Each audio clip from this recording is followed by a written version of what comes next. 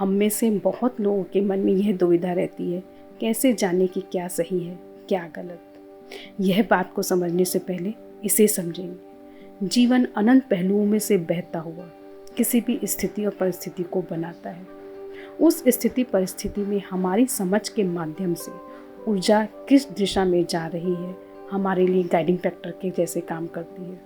अगर हमारी समझ शांति और सहजता की तरफ जा रही है तो सही, वही अगर हमारी समझ व्याकुलता और बेचैनी की तरफ जा रही है तो गलत। कोई भी काम किसी स्थिति में सही होता है तो वही काम किसी दूसरी स्थिति में गलत हो जाता है। किसी भी काम का सही या गलत होना बहुत सारी बातों पर निर्भर करता है, जैसे उस काम के पीछे हमारी इंटेंशन क्या है, मनसा क्या है, समय की मांग क्या है, ज़रूरत क्या है। हम जो भी चीज़ चुन रहे हैं, किसी भी कर्म का चुनाव कर रहे हैं, वे किसके जीवन को प्रभावित करने वाला है और किस तरीके से प्रभावित करने वाला है। इन्हीं सब बातों को हम कुछ उदाहरण से समझेंगे। डॉक्टर ने चाकू का प्रयोग किया मरीज की जान बचाने के लिए। डॉक्टर की मंशा और इंटेंशन जान बचाने की थी, इसके लिए हमने कहा कि चाकू का प्रयोग सही है। लेकिन वही चोर ने चाकू का प्रयोग किया किसी की जान लेने के लिए। चोर की इंटेंशन मनसा जान लेने की थी, इसके लिए हमने कहा कि चाकू का प्रयोग गलत है।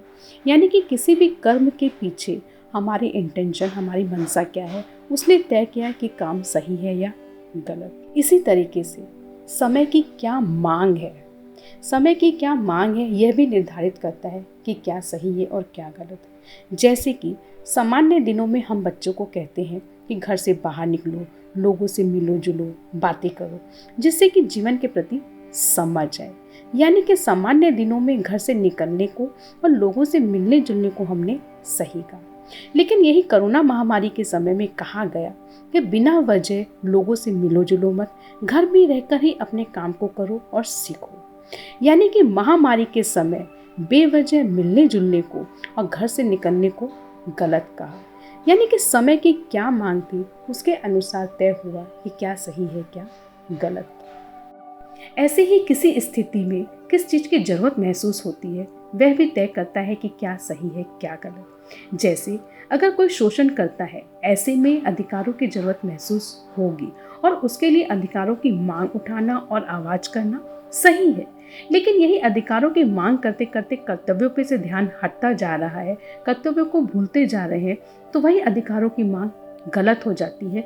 और फिर ऐसे में सामने वाले को महसूस होगा कि लोग अपने कर्तव्य को समझें और कर्तव्य पालन की मांग उठेगी। यानी कि शोषण की स्थिति में अधिकारों की मांग करना सही है, तो वही अधिकारों की मांग करना गलत हो जाता है अगर हमारा ध्यान कर्तव्यों पे से हटता जा रहा है।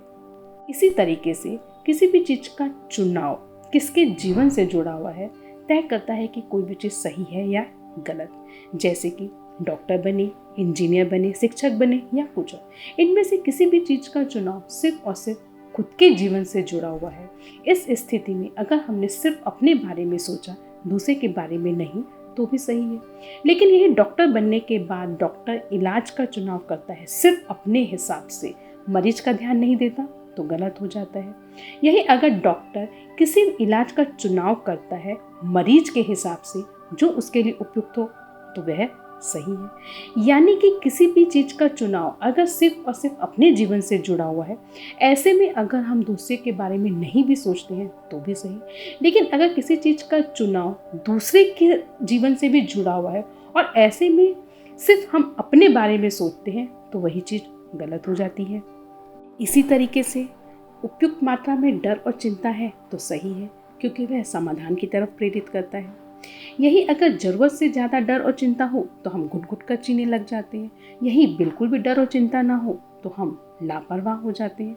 इसका मतलब कि उपयुक्त मात्रा में डर और चिंता होना सही है और ज़रूरत से ज़्यादा और बिल्कुल भी चिंता और डर ना होना गलत है।